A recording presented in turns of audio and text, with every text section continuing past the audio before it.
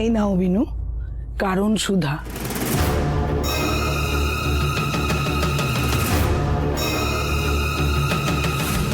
মাকে নিবেদন করো, আচমন করে করতে হবে কিন্তু। অসাধারণ আন্টি, এই চালেই বিনু হবে মাত। না, না মানে তুমি কারণ নিবেদন করবে না মাকে? এই কি অনাথ সৃষ্টির কথা! এই কারণ নিবেদন না করলে পৌষকালী মায়ের পুজো সম্পূর্ণ হবে না। মা, কি করছো তুমি এটা? বিনু তো বৈষ্ণব, ওইসব জিনিস ছোঁয় না, সেটা আমিও জানি।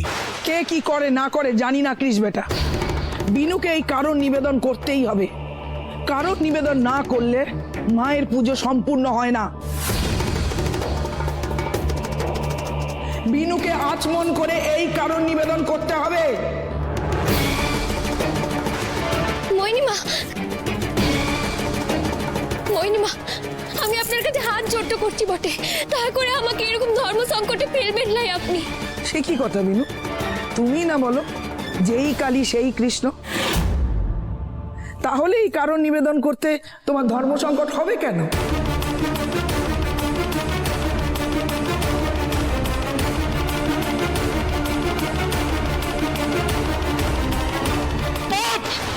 পাপ পাপ পাপে ছেয়ে গেছে, পাপে ছেয়ে গেছে গোটা পৃথিবী। পাপ পাপ পাপ দাদা, পাপ।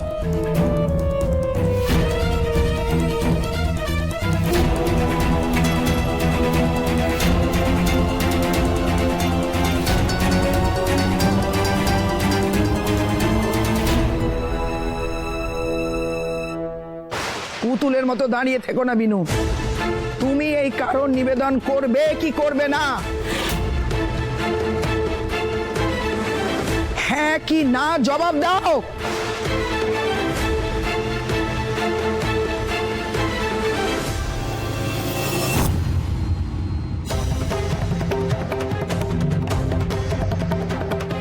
মাগো, আমাকে এই বিপদটা থেকে উদ্ধার করো মা, আমাকে পথটা দেখাও কেনে।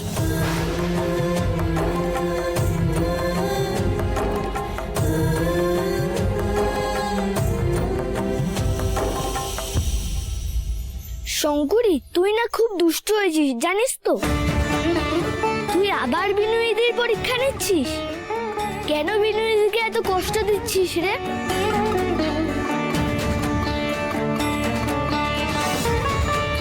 একটু সবুর কর, দেখ না বিনু কি করে। আমি তো আমার সন্তানকে চিনি।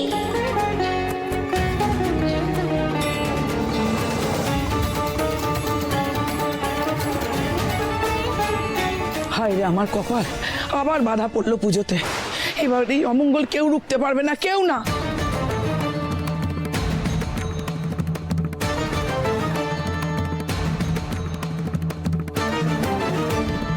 মইনিমা,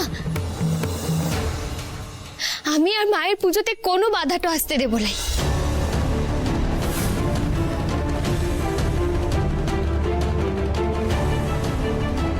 হ্যাঁ মইনিমা, মা মুন্ডমালিনীকে আমি কারণ সুধা নিবেদনটা করবো বটে।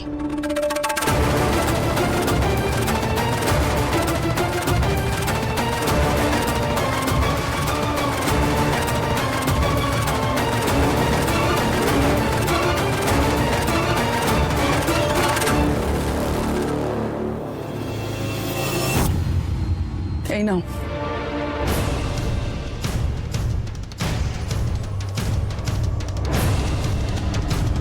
না মইনিমা, মুন্ডমালিনী মাকে নিবেদন করার জন্য এই দোকান থেকে কেনা কারণ বাড়ির কোনো দরকার তো নাই। তার মানে? হ্যাঁ মইনিমা, সে আমাদের গ্রাম মাধবপুর, তার পাশে গড়শিবপুর নামে একটি গ্রাম আছে। সেই গ্রামে অনেক বড় একটা মা কালীর মন্দিরটা আছে। সেই মন্দিরে মা কালী খুব জাগ্রত বটে। সে আমাদের গ্রামের সব জাতির সব ধর্মের মানুষরা ওই মন্দিরে গিয়ে মায়ের পুজোটা দিতেন।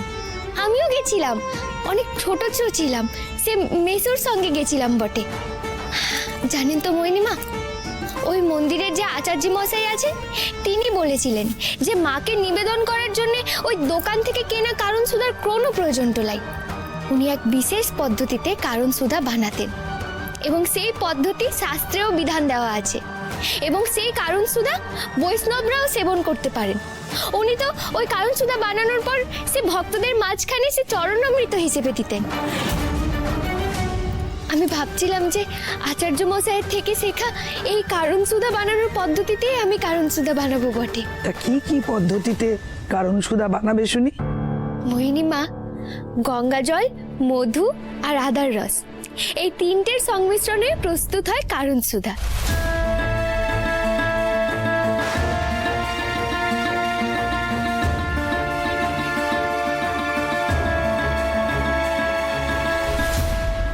অবিশ্বাস্য, অবিশ্বাস্য। সত্যিই তো শাস্ত্রে আছে এই সব দিয়ে কারণ সুধা প্রস্তুত করা যায়। হ্যাঁ হ্যাঁ ঠাকুর মশাই, আপনি ঠিক কথাটা বলেছেন। সে আচার্য মশাই আমাকে এই কথাটাও বলেছিলেন। আসলে অনেক কাল আগের কথা তো, তাই মনে ছিল লাই। তবে তবে আজ মা মুন্ডমালিনী নিজেই আমাকে এই কথাগুলো মনে করিয়ে দিয়েছেন বটে। তা তো করাবেনই মা, তা তো করাবেন। মাই তো তোমাকে মনে করাবেন। তুমি তো যে সে মেয়ে নাও, নারায়ণের একটা অংশ। যা ঘটেছে তা মায়ের লীলাই ঘটেছে, আমি সব বুঝতে পারছি। মাই বাধা সৃষ্টি করেছেন, আবার মাই তা সরিয়ে নিলেন। জয় মা, জয় মা, জয় মা। मखादिं भवादिं स्वरूपं त्वदीयं न विद्यन्ति देवा जगन्मोहिनीयं तु वाग्वाहिनीयं। তুমি এই গঙ্গার জল, গুড় আর আদার নির্যাস দিয়ে ওই কারণ সুধা তৈরি করে মাকে নিজে হাতে নিবেদন করো। এ আপনি কি বলছেন পুরোহিত মশাই? শাস্ত্রে যাই বিধান থাকুক না কেন, গাঙ্গুলির বাড়িতে এত বছরের পুজোয় কোনোদিন এভাবে কারণ নিবেদন হয়নি। এত বছরের নিয়ম আজকে বাড়ির বউ এসে পাল্টে দেবে আর আমি সেটা মেনে নেব? বড় বৌমা, নিয়ম তো মানুষের জন্য, মানুষ তো আর নিয়মের জন্য নয়। যদি এমন কোনো উপায় পাওয়া যায় যাতে পুজোটা ভালো করে সম্পন্ন করা যায় আর আমাদের বিনুমাকে কোনো সমস্যায় পড়তে না হয়, তাহলে সেই নিয়মটা পালন করতে তোমার অসুবিধে কোথায়? আমি তো তোমার শাশুড়ি, আমি তোমাকে বলছি তুমি রাজি হয়ে যাও মা, তুমি আর অমত করো না। মোহিনীমা, আপনি আর মনে কোনো দ্বিধা রাখবেন না, সব মুন্ডমালিনী মায়ের লীলা। অমাবস্যা শেষ হতে চলেছে, যা করার তোমরা তাড়াতাড়ি করো।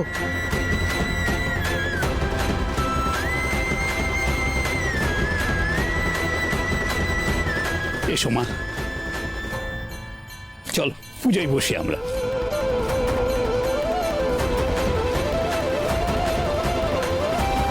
দেখলি মাধব, বলেছিলাম না সবুর কর। তোর বিনু দিদিকে কিন্তু আমি তোর চেয়ে কম চিনি না, বুঝলি? তাই তো দেখছি আজ কিন্তু বিনু দিদি প্রমাণ করে দিল তোকে আর আমাকে দুজনকেই সমান ভালোবাসে। এই পুজোতে তোর নিয়মও থাকলো, আবার আমার নিয়মও রক্ষা পেল।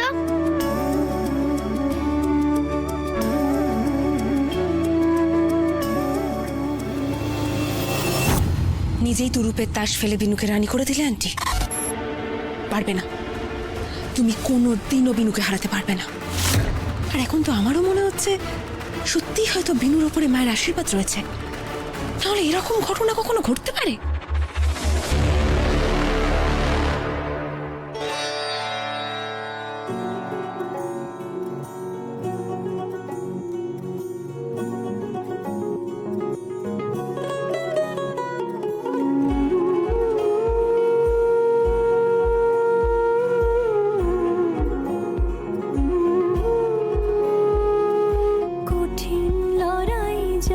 রোজকার গল্প একলা মেয়ে তার কাহিনী, সেই তো শেখালো তফাৎ কিছুই নেই, জীবন ঘন সেই কালে এলো আমাদের।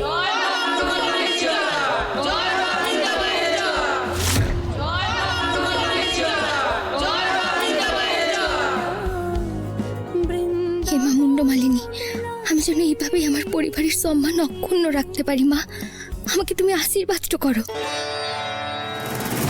আজ আমার মন্দিরে তোমার নামে জয়ধ্বনি পড়ল, তার খেসারত তোমাকে দিতেই হবে বিনু। আমার সর্বাঙ্গে যে আগুন জ্বলছে, সেই আগুনে তুমি পুড়ে ছাই হয়ে যাবে, দেখে নিও।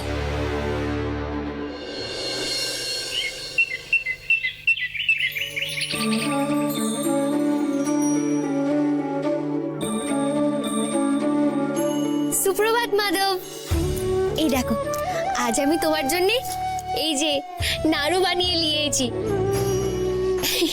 তোমারও প্রিয় খাবার আর আমারও প্রিয় খাবার বটে। জানো তো মাধব, আজ না আমার মনটা বড্ড ভালো বটে। কাল কত সুন্দর করে মা মুন্ডমালিনীর পুজোটা সম্পন্ন হলো। আমি জানি কেনে, মা মুন্ডমালিনীর যেমন আশীর্বাদটা ছিল, তেমনি তোমার আশীর্বাদটাও আমার উপরে ছিল বটে। না হলে এরকম নির্বিঘ্নে সব কাজ তো সম্পন্ন হতো নাকি? ঈশ্বর কেন তোকে দুহাত ভরে আশীর্বাদ করেন সেটা জানিস? কেন গো ঠাম্মি? সবার ঈশ্বরের প্রতি যে ভক্তি সেটা কেন জানিস? ওই বৈষয়িক লাভের জন্য। টাকা চাই, প্রতিপত্তি চাই, বড় গাড়ি চাই, বাড়ি চাই, সোনা দানা সব চাই। সেটা যখন মানুষ পায় না, তখন কি হয়? তাদের ওই ভক্তিতে টান পড়ে। কিন্তু তোর ঈশ্বরের প্রতি যে ভক্তি, সেটা হচ্ছে অবিচল, নিঃস্বার্থ ভক্তি। তুই ঈশ্বরকে অন্তর থেকে ভালোবাসিস, সেই জন্যই ঈশ্বর তোকে সব সময় পথ দেখায়। সে তুমি ঠিক কথাটাই বলেছো গো ঠাম্মি। আমার প্রিয়জনদের ভালো থাকাটুকু ছাড়া ঠাকুরের কাছে আমার কিচ্ছু চাইলাই আর।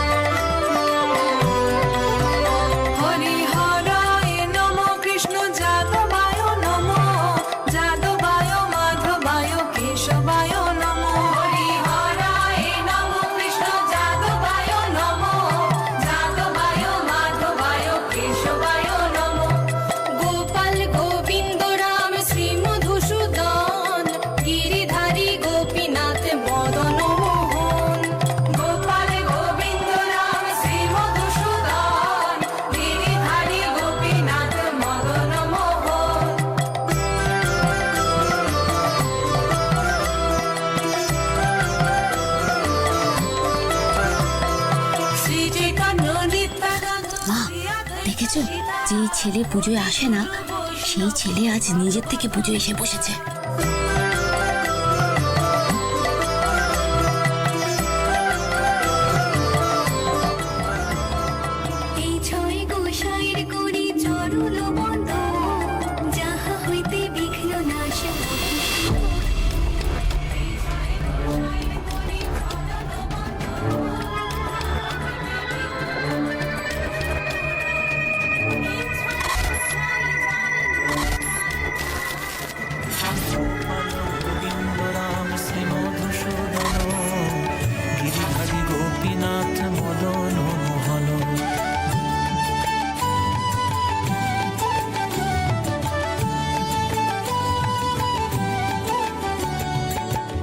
কেশব কৃষ্ণ কেশব কৃষ্ণ কেশব পাহি মাম, রাম রাঘব রাম রাঘব রাম রাঘব রাম।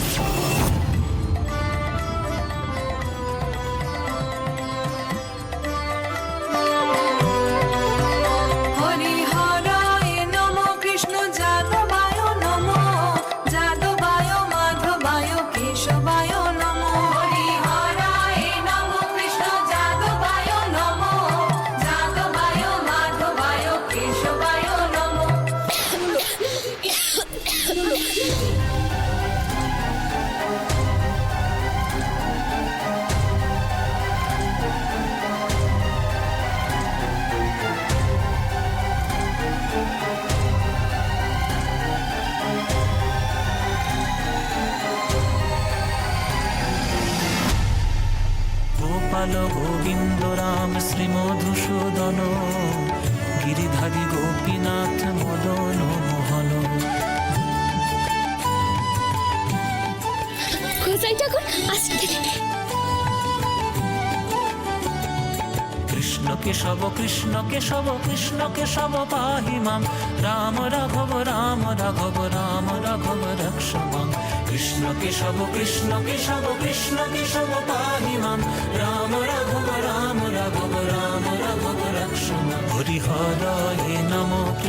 যাদবায় নমো যাদবায় মাধবায় কেশবায় নমো গোপাল গোবিন্দ রাম শ্রী মধুসূদন গিরিধারী গোপীনাথ মদন মোহন। জয় রাধা মাধবের জয়।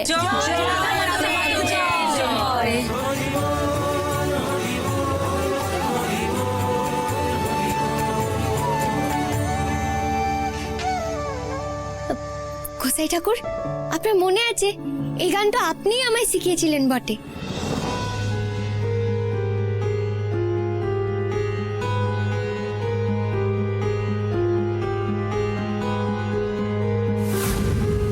গোসাই ঠাকুর, কি হলো কেন? আপনার কি শরীর একটু খারাপ লাগছে? হ্যাঁ দাদা, গোসাই ঠাকুর, দাদা। বিনু বিনু বিনু বিনু বিনু আমি বলি, ওনাকে এখন এসব প্রশ্ন জিজ্ঞেস করো না, উনি এখন ঠিক নেই। দাদা কি হলো? কি হলো তোর? আর মা কিন্তু বাড়িতে নেই, সে হাওড়া চেম্বারে গেছে। মামা মামি কেউ বাড়িতে নেই, উনি যদি আবার অসুস্থ হয়ে পড়েন ওনাকে কেউ সামলাতে পারবে না কিন্তু এখন এখানে। কিন্তু সৌরে বাবু, আপনি বুঝতে পারছেন লাই, এই যে আজ এতদিন পরে গোসাই ঠাকুর এই ঘরটাতে এলো, এরকম গান তো গাইলো লিজে থেকে, সেটা কোনো সাধারণ বিষয় তো নয়। তার মানে তো এটাই, তাই না?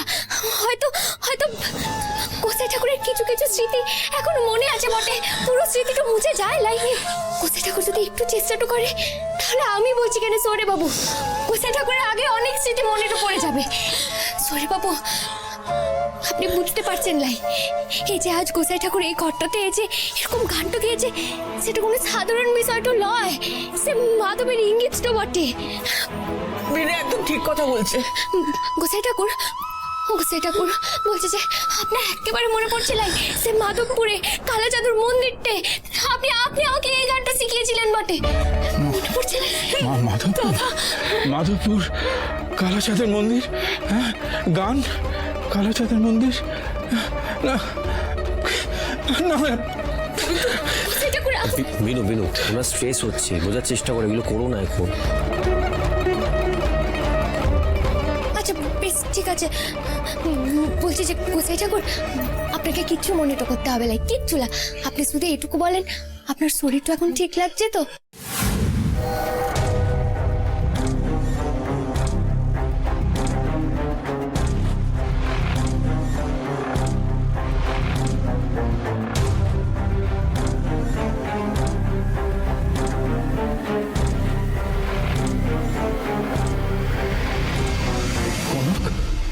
আমায় একটু ছানার পায়েস খাওয়াবি? ছানার পায়েস? ছানার পায়েস?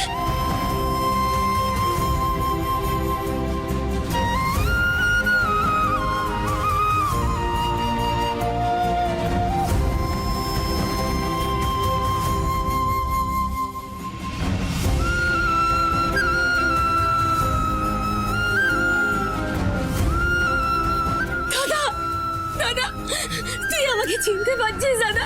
দাদা, দাদা তোর মনে আছে আমি তোকে ছানার পায়েস করে খাওয়াতাম দাদা? দাদা তোর মনে আছে? বল না দাদা, মনে আছে? বিনু দিদি ভাই ওনার ছানার পায়েস খেতে খুব ভালোবাসতো। হ্যাঁ মা, ওই পোলাও, নবরত্নের কোরমা, পনির, ছানার পায়েস, এগুলো তো সব দাদার কাছে রাজভোগের মতো ছিল, তাই না দাদা? দাদা, দাদা আমার বউ ভাতের দিন আমি ঘি ভাতের সাথে আপনাকে পোলাও রান্না করে খাইয়েছিলাম। আপনি আমার এত সুখ্যাতি করেছিলেন, আমাকে একটা পদাবলীর বই উপহার দিয়েছিলেন। হ্যাঁ, আপনার কিছু মনে পড়ছে দাদা? আপনার মনে পড়ছে দাদা? না না না না কাকিমণি, এভাবে হবে না গো, এভাবে হবে না। এভাবেই হবে সৌরে বাবু, আপনি বুঝতে পারছেন লাই। তবে আমাদের এরকম সবাই মিলে আলাদা আলাদা প্রশ্নটা ওনাকে করলে হবে লাই, আমাদের একজোট হয়ে কিছু একটা করতে হবে। বলছি যে পিসিমণি, কাকিমণি, তোমরা যেটা বললে না যে গোসাই ঠাকুরের সব প্রিয় খাবার, তো ওটাই আমাদের রান্না করতে হবে বটে। ঠিক আছে। তারপর যখন রান্না করে ওনাকে খেতে তো দেবো, তখন ওনার সামনে এমনি আমাদের পুরোনো দিনের অনেক গল্পটা করতে হবে, যেন ওনার ভালোও লাগে আর কিছুটা যদি মনেও পড়ে। ঠিক আছে ঠিক আছে, তোমরা রান্না করো, তোমরা ও যেটা ভালোবাসে সে ভালো ভালো রান্নাগুলো করো। আমি না ওই পুরোনো অ্যালবামটা খুঁজে পাই কিনা দেখি। আমি অ্যালবামটা খুঁজি, চলো আমরা রান্না অ্যালবামটা। জেঠি ভাই আমরা কি করি বলো তো? ছোট ভাই পায়েল, তোমরা এক কাজ করো, তোমরা গোসাই ঠাকুরের পাশে পাশে থেকো কেনে। আর আমরা যেরকম বলছি যে এরকম একটা খুশির পরিবেশ সৃষ্টি করতে হবে, সেটাই রাখতে হবে। আর ওনার সামনে বসে বাড়ির সবার মতো গল্পটা করতে হবে, বুঝলে কি না?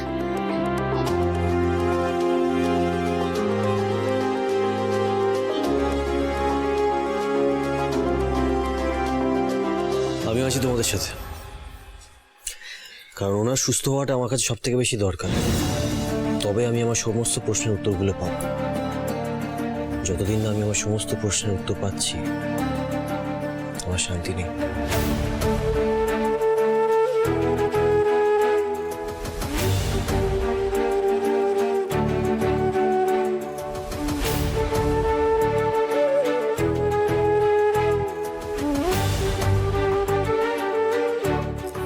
হে মাধব, তুমি দেখো কেনে যেন গোসাই ঠাকুরের সমস্ত স্মৃতিটা ফিরে আসে, সমস্ত স্মৃতি।